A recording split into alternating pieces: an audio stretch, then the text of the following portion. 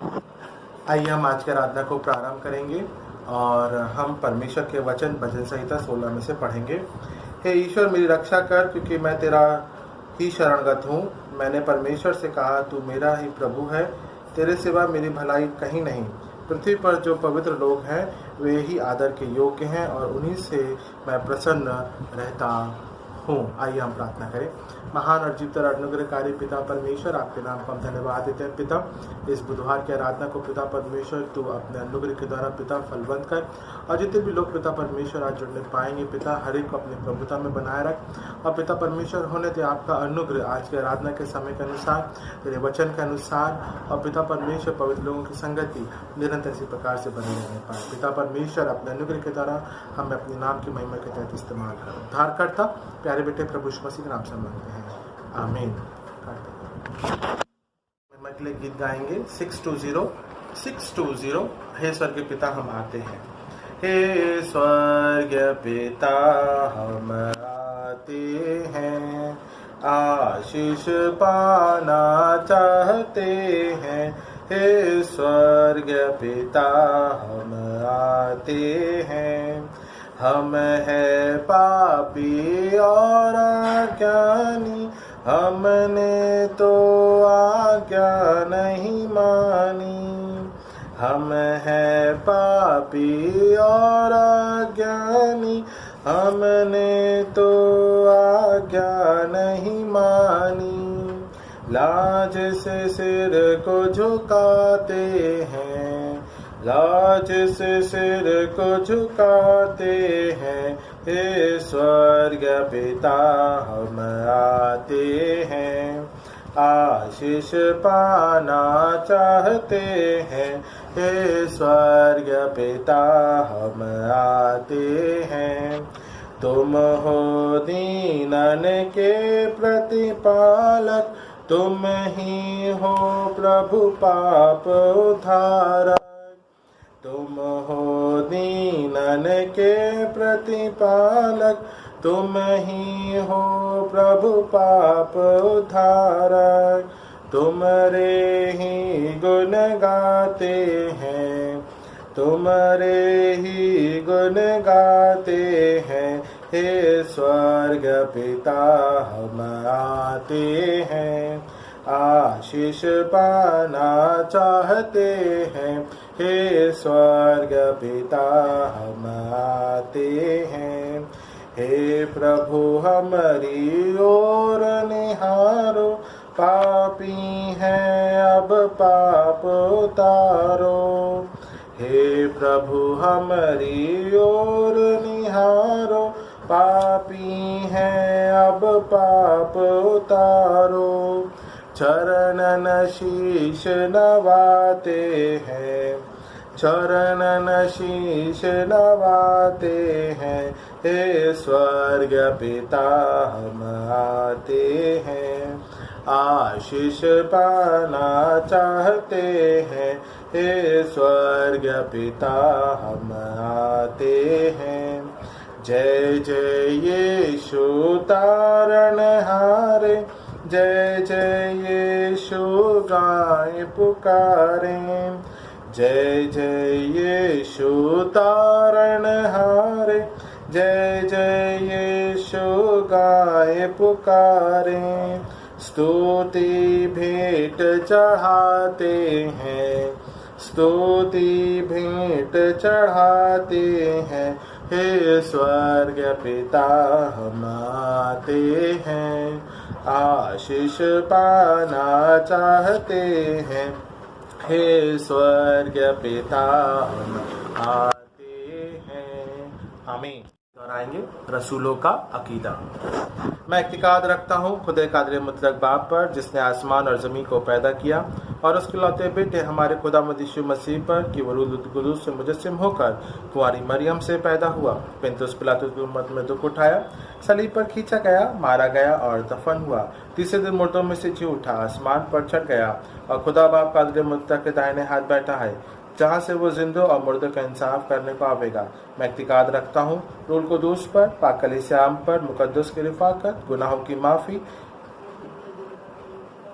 जिस्म के जी उठने और हमेशा की ज़िंदगी पर। आमीन आमीन। रिस्पॉन्सिव रीडिंग, इंतखाबी सबक, भजन संहिता 17 को एक साथ मिलकर या बारी बारी से मिलकर भी पढ़ सकते हैं। भजन संहिता 17 1 से लेके 8 पद तक। 1 से लेके 8 पद तक।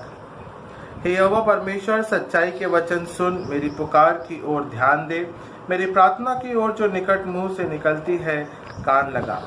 मेरे मुकदमे का निर्णय तेरे सम्मुख हो, तेरी आंखें न्याय पर लगी रहें। तूने मेरे हृदय को जांचा है, तूने रात को मुझे देखा है, तूने मुझे परखा तुरंत, परंतु कुछ भी खोटापन नहीं पाया। मैंने ठान लिया है कि मेरे मुंह से अपराध की बात नहीं निकलेगी।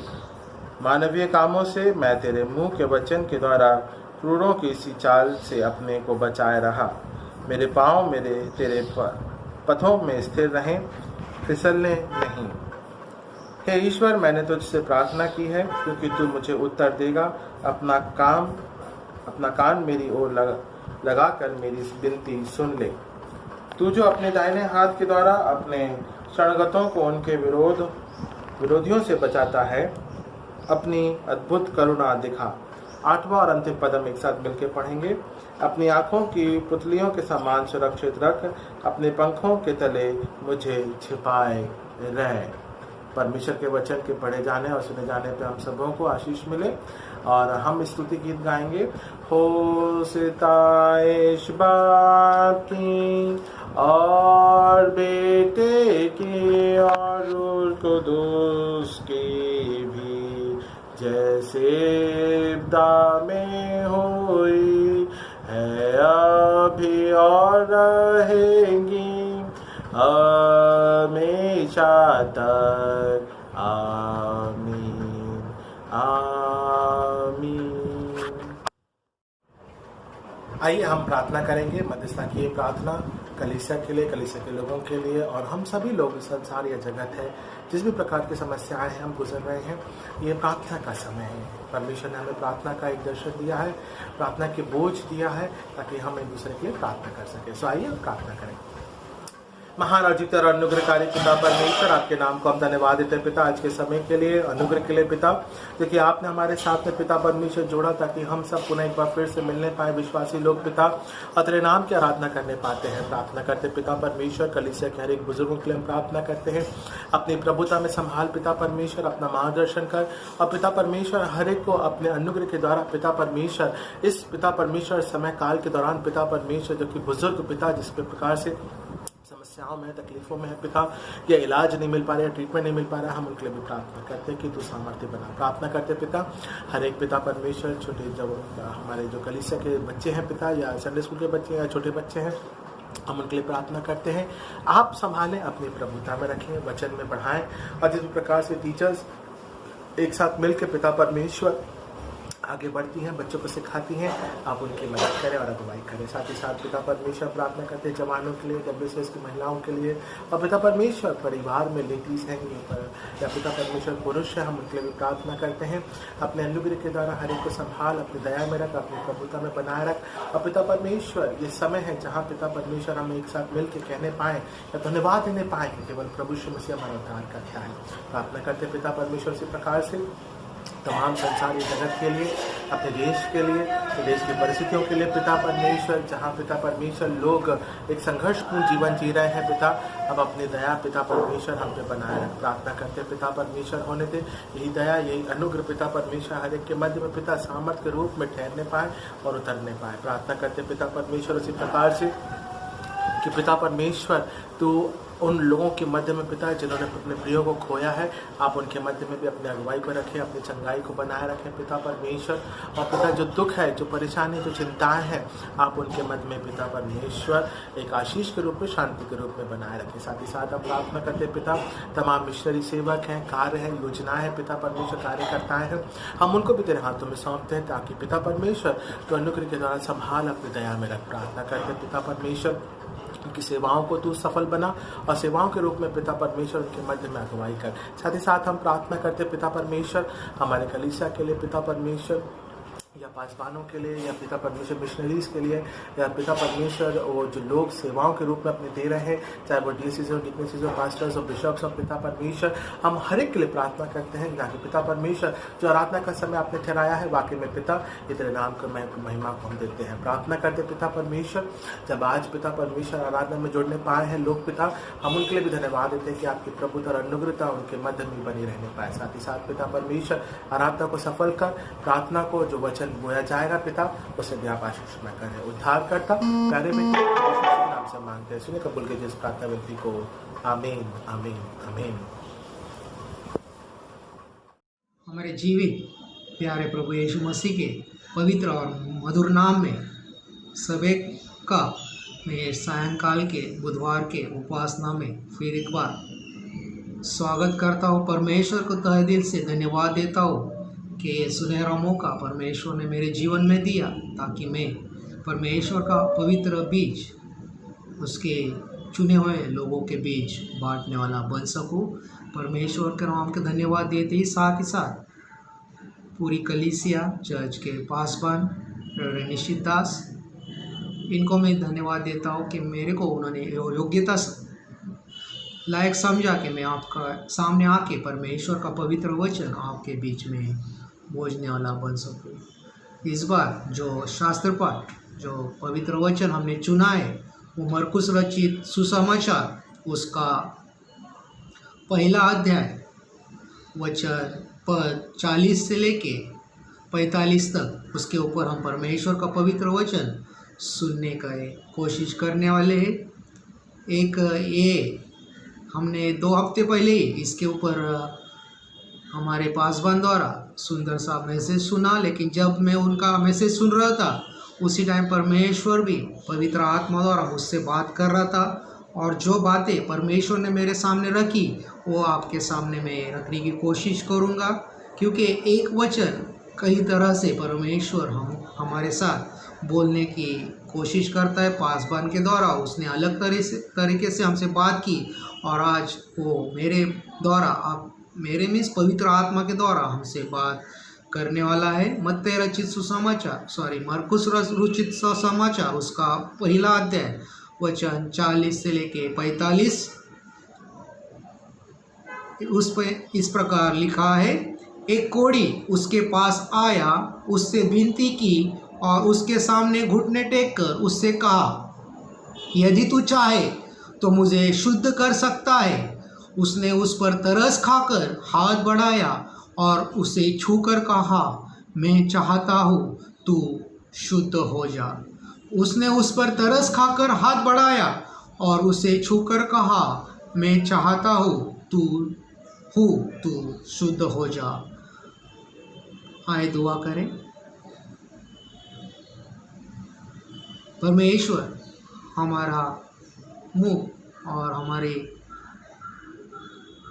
हृदय इस समय आपके करीब लाते।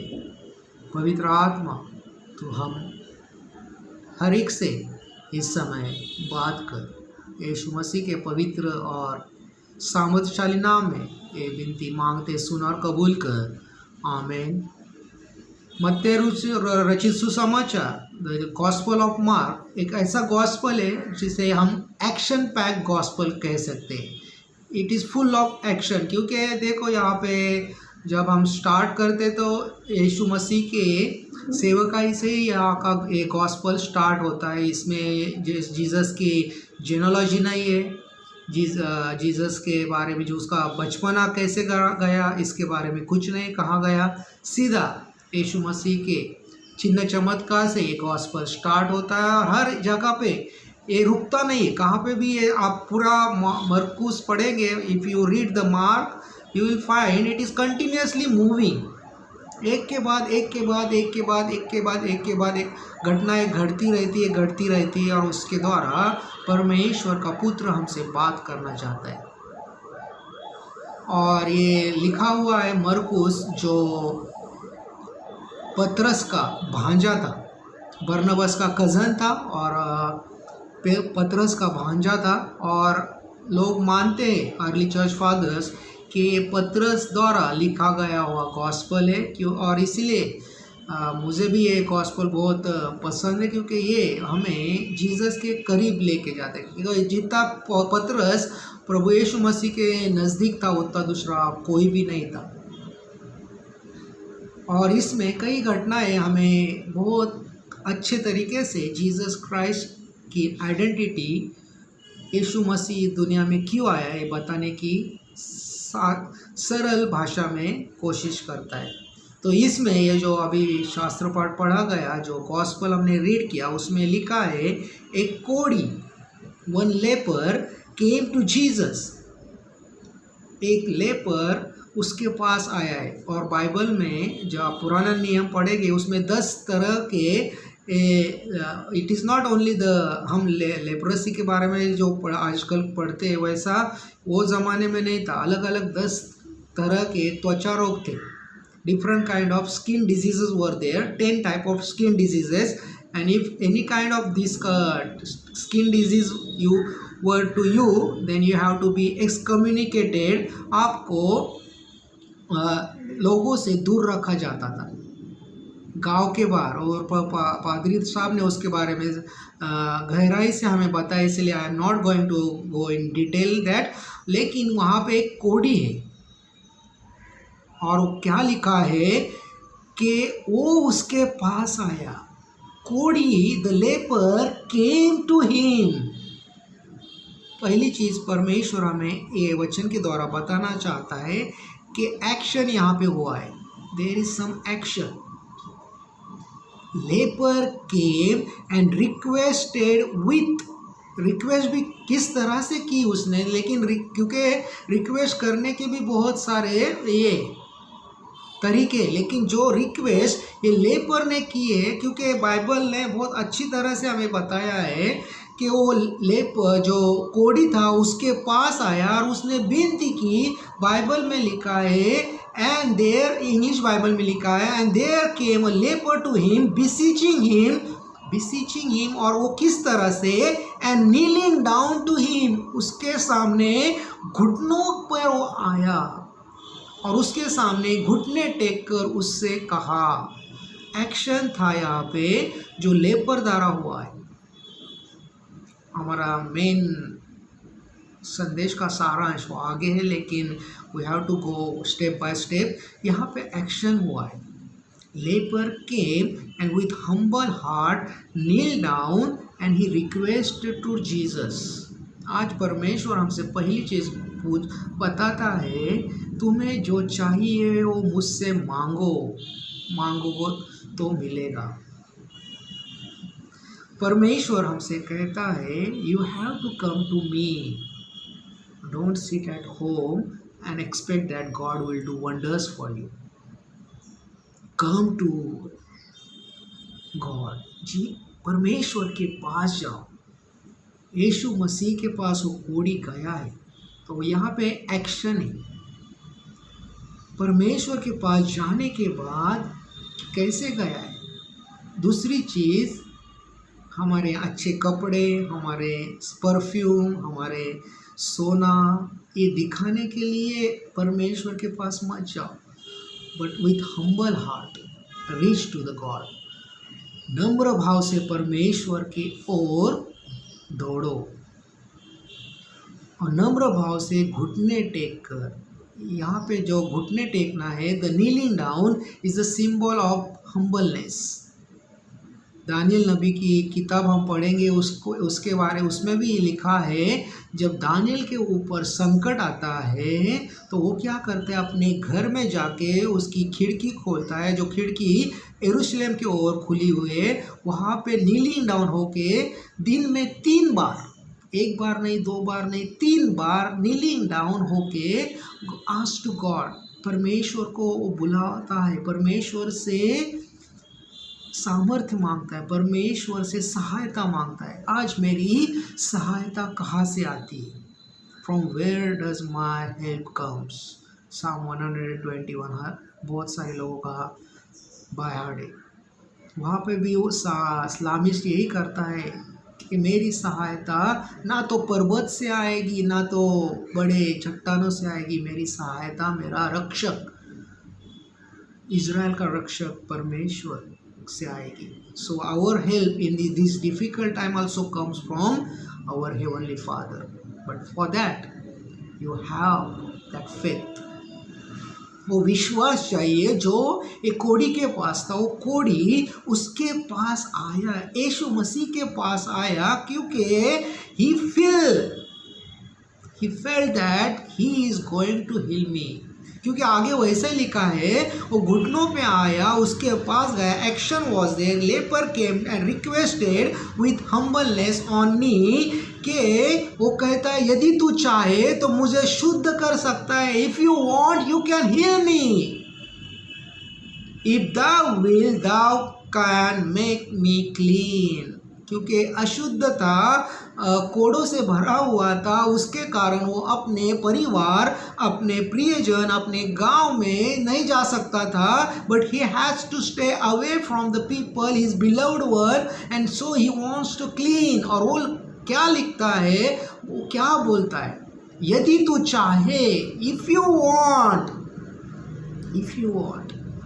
आज मेरा क्वेश्चन यीशु मसीह से भी यही चाहिए, हे यीशु मसीह, तेरी इच्छा रहेगी तो ये कोरोना तू इस दुनिया से निकाल दे. मेरे परिवार में जो मुसीबतें हैं ये निकाल दे. मैं जो फाइनेंशियल क्राइसिस से गुजर रहा हूँ उससे तू मुझे बाहर निकाल. जो फिजिकल सफरिंग जिसमें हर तरह की बीमारी है उससे मैं जूझ रहा हूँ, उससे तू मुझे बाहर निकाल सकता है यदि तू चाहे.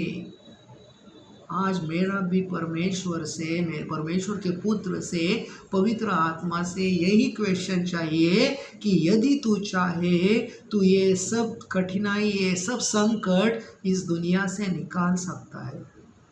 वो कहता है यदि तू चाहे तो मुझे शुद्ध कर. और ये बाइबल में, लेकिन जो जिस तरह से वो लेपर परमेश्वर के पुत्र के पास पहुंचा है वो बहुत ही ये गहराई से गया रहेगा, क्योंकि बाइबल में इतना डिटेल नहीं लिखा है यहाँ पे. लेकिन जिस तरह से वो जीसस को अप्रोच हुआ है, उसका एक्शन के बाद रिएक्शन देखो. न्यूटन्स थर्ड लॉ हमें मालूम है, every action has a reaction. Every action has a reaction. और यहाँ पे वही हुआ है कि जीसस रिएक्टेड. हमारा प्रभु यीशु मसीह उसके एक्शन को रिएक्शन देता है. ये 41 वचन में लिखा है, उसने उस पर तरस खाकर हाथ बढ़ाया. And Jesus moved with compassion. तरस खा के, एक कंपैशनेट हार्ट जो जीसस में ऑलरेडी मौजूद था, उससे वो उसके तरफ पहुंचा. इससे पहले कि उसका जो विनती था ना वो इतना पावरफुल था, उसमें उतना ये था तो वो देख के जीसस को उसके ऊपर तरस आया है. और तरस आने के बाद जीसस बोल सकता था तू शुद्ध हो जा, लेकिन उसके आगे जीसस पहुंचा. ही मूव्ड बियॉन्ड दैट. सिर्फ कंपैशन उसने नहीं किया और बोला नहीं कि तू शुद्ध हो जा. यहाँ पे लिखा है उसने उस पर तरस खाकर हाथ बढ़ाया. And Jesus move with compassion put fourth his hand. उसने हाथ बढ़ाया. और सबसे अहम चीज आज का मैसेज का जेस्ट, उसने उसे छूकर कहा, मैं चाहता हूँ तू शुद्ध हो जा. And touch him and said unto him, I will be thou clean. I will be thou clean. मेरी इच्छा है तू शुद्ध हो जा, तू शुद्ध हो जा. परमेश्वर के पुत्र को वो कोढ़ी के ऊपर दया आई, उसकी ओर वो बढ़ा, उसको छुआ. एक अशुद्ध बीमारी थी, कंटिन्यूस वो बीमारी थी, छूने से फैलने वाली वो बीमारी थी. ऐसे समय में भी क्या करता है जीसस, उसको छूता है. ही टच हिम, उसको छू के कहता है तू शुद्ध हो जा, तुरंत आगे लिखा है, और तुरंत उसका कोढ़ जाता है और वह शुद्ध हो जाता है, वह शुद्ध हो जाता है। ये शुद्ध किस तरह से होता है? सिर्फ फिजिकली शुद्धि, यहाँ पे क्लींसिंग नहीं है। बाइबल बहुत क्लियरली हमें ये बताता है, he not healed only physically but he healed spiritually also, he healed spiritually also. क्यों? क्योंकि जब वो हील होता है तो वो याजक के पास नहीं जाता। जीसस क्लियरली बोलता है, मूसा के धर्मशास्त्र अनुसार तू जा, याजक को दिखा, और जो भी अर्पण है, जो भी पर मूसा ने लिखा है उस तरह से वो तू खुद को प्रेजेंट कर, show to priest and give the sacrifice offering whatever priest required. But instead of that, he moved with the spiritual healing and started to proclaim that Jesus healed me. Jesus healed me.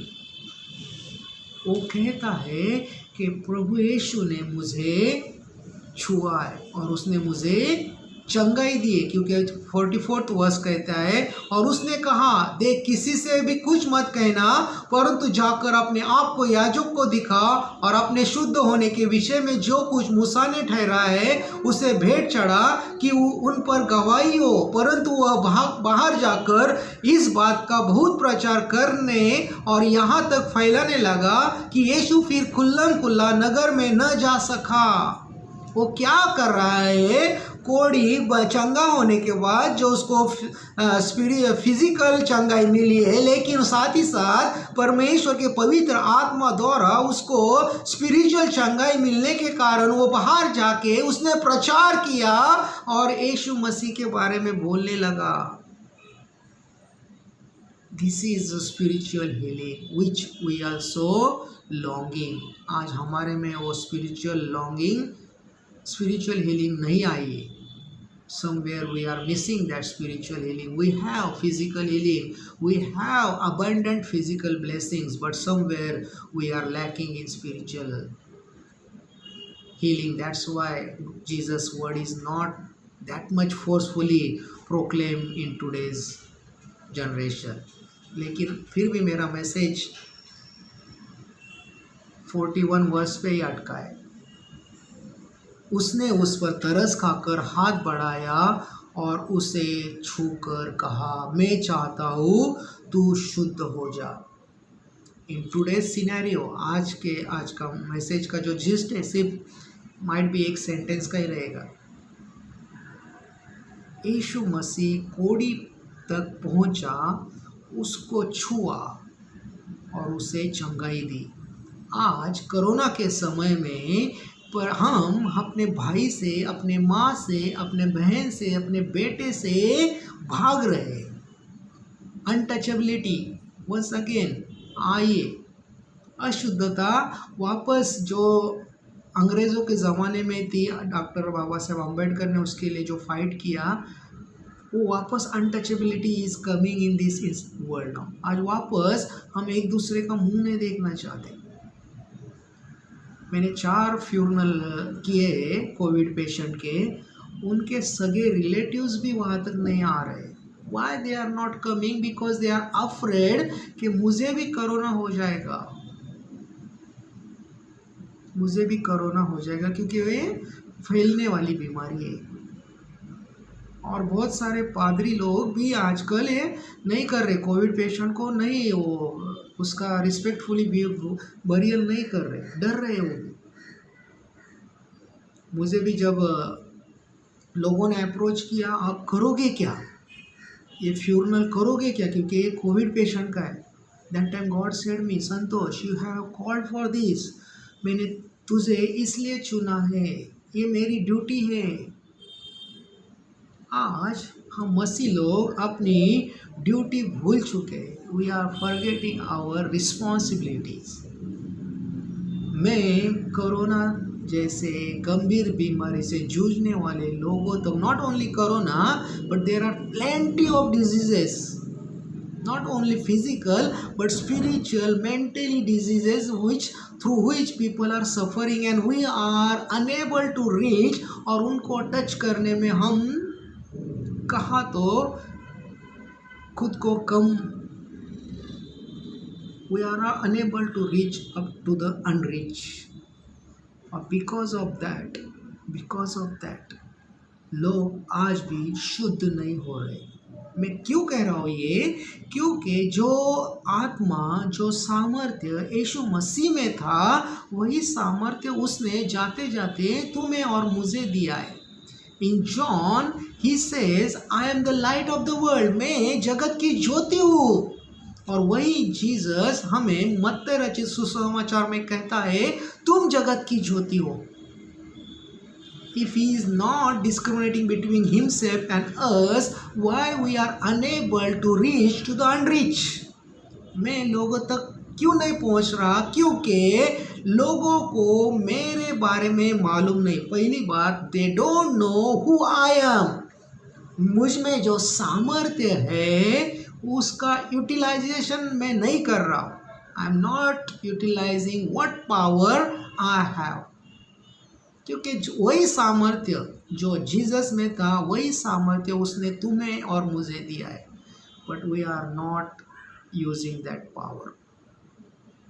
और मैं power use नहीं कर रहा, इसीलिए मेरे लोगों को जो अंधकार की दुनिया में जी रहे हैं उनको मालूम ही नहीं है कि मेरे पास कौन सा सामर्थ्य है, what kind of power I have. और उसके कारण वो मेरे तरफ नहीं दौड़ रहे, मेरे पास नहीं आ रहे। जैसे वो कोढ़ी जीसस के पास गया, वैसे कोई भी अन्य जाति का, even Christian also not coming to me for asking physical as well as spiritual healing. यीशु मसीह ने उसको टच किया और उसने बताया, बाइबल में क्लियरली लिखा है, तुम मुझ पे विश्वास रखोगे तो मैंने जो कर्म किए उससे बड़े बड़े कर्म तुम करोगे। पहाड़ को तुम हटाओ बोलोगे तो पहाड़ हट जाएगा, बट यू नीड फेथ। और वो विश्वास में हम कहीं तो कमज़ोर हो रहे, क्योंकि एक एग्जांपल है पीटर का। कभी कभी हमें लगता है कि नहीं, जीसस ही कर सकता है, हमें वो सामर्थ्य नहीं है। जब पवित्र आत्मा प्रभु यीशु मसीह के पुनरुत्थान के बाद 40वें दिन जब वो स्वर्ग में गया, उसके बाद 10वें दिन में 50वें दिन या पेंटिकॉस्ट के दिन पवित्र आत्मा पेत्रस पे और अन्य लोगों पे आया। उसके बाद आगे जाके लिखा है कि वहाँ पे सुंदर नाम के दरवाजे के पास एक भिखारी बैठा था। पेत्रस और यूहन्ना दोपहर के प्रेयर को जा रहे थे, they were about to go in a temple. उस टाइम वो भिखारी ने आशा से उनके तरफ कुछ तो मांगा। पेत्रस बोला, हमारे पास तुम्हें देने के लिए कुछ भी नहीं है, लेकिन मेरे पास जो है आज मैं तुझे देता हूँ। उसने उसे छुआ, उसे खड़ा किया और बोला, यीशु मसीह के नाम में खड़े हो जाओ और चलने लगो। और वो उसी समय चंगा हो गया। और वो जोर जोर से, बहुत अच्छा से लिखा है, उसने चीखा, चिल्लाया, जंपिंग किया और मंदिर में जाके लोगों को बताया कि यीशु मसीह ने मुझे चंगा किया है। यू हैव दैट पावर, लेकिन वो पावर कहाँ तो मैं छुपा रहा हूँ, अपने अंदर ही उसको दबा रहा हूँ। और बिकॉज ऑफ दैट मैं आज कोरोना जैसे गंभीर बीमारी से जूझने वाले लोगों तक नहीं पहुंच रहा हूँ, बिकॉज आई एम फ्राइटन। मुझे तो ये बीमारी नहीं हो जाएगी। परमेश्वर बाइबल में क्लियरली लिखता है, जितनी तेरी जिंदगी उतनी तू जी लेगा। कोरोना नहीं तो कैंसर है, डायबिटीज़ है, ब्लड प्रेशर है, नेचुरल डेथ है। मेरा समय आएगा, उस समय मुझे इस दुनिया से जाना है। मैं ऐसा नहीं बोलता पास्टर साहब कि कोरोना तो भयानक है, हाँ भयानक, लेकिन you take your proper precaution and reach to the unreach. यीशु मसीह जब अन्य लोगों तक पहुंचा, ये लेपर तक पहुंचा, उसको चंगाई दी, तो यीशु मसीह तुम्हारे और मेरे द्वारा हमारे भाई बहन तक नहीं पहुंच सकता क्या? Definitely he will reach through us to the others, और उन्हें भी वो क्या करेगा? चंगाई देगा। आज परमेश्वर का पवित्र वचन हमसे यही कहता है कि तुम फिल विथ कंपैशनेट हार्ट, लोगों पे तरस खाओ, उनके पास जाओ, उनके साथ बैठो, उनसे बातचीत करो। यही सच्चा मसीह जीवन है। और तुम्हारी गवाही द्वारा उन्हें नया जीवन दो। Not only physical healing but give them also spiritual healing. यीशु मसीह ने वो कोड़ी तक पहुंचा, उसको स्पर्श किया और उसे न बल्कि शारीरिक रूप से चंगा किया, उसे आत्मिक रूप से भी चंगा किया। परमेश्वर आज हमें उसकी सेवा के लिए बुला रहा है। क्या मैं तैयार हूँ? आमीन। कलीसिया सूचना इस प्रकार से है। हमारी WCS, हमारा संडे स्कूल, जवान हैं या फिर कलीसिया के लोग हैं जिस भी प्रकार से प्रार्थना कर रहे हैं, निरंतर इसी प्रकार से आप प्रार्थनाओं में बढ़ते जाएं, इसी प्रकार से प्रार्थना करें ताकि हम सब एक साथ मिलके परमेश्वर के नाम की महिमा करने पाएँ। संडे को आराधना 8:30 बजे की है और मैं क्योंकि ग्रांट रोड में रहूँगा ये वीक के दौरान, आज या कल परसों जिस प्रकार से मैं पहुँचता हूँ बॉम्बे, और फिर उसके बाद में हम संडे को 8:30 बजे कलीसिया में दोबारा फिर से मिलने पाएंगे आराधना के रूप में, ऐसे ही लाइव के रूप में। ओके, आइए हम प्रभु की प्रार्थना को बोलेंगे और फिर उसके बाद में आशीर्वाद से विदा होंगे। आइए हम प्रभु की प्रार्थना बोलें। ऐ हमारे बाप तुझे आसमान पर है, तेरा नाम पाक माना जाए, तेरी बादशाहत आए, तेरी मर्जी से आसमान में पूरी होती है वैसे ज़मीन पर पूरी हो। हमारे बुरे आज हमें बख्श दे और जिस प्रकार से हमारे कसूरवारों को माफ़ किया है वैसे हमारे कसूरों को माफ़ कर। हमें आज़माइश में डाल परंतु बुराई से बचा, क्योंकि बादशाह कुदरत और जलाल हमेशा तेरा ही है। आमीन आमीन आमीन। आइए हम आशीष को ग्रहण करेंगे। अब हमारे परमेश्वर पिता का प्रेम, प्रभु यीशु मसीह का अनुग्रह, पवित्र आत्मा की संगति और सहभागिता अब से लेकर हम सबों के साथ मसीह कलीसिया के मध्य में ही बनी रहने पाए। आमीन आमीन आमीन आमीन।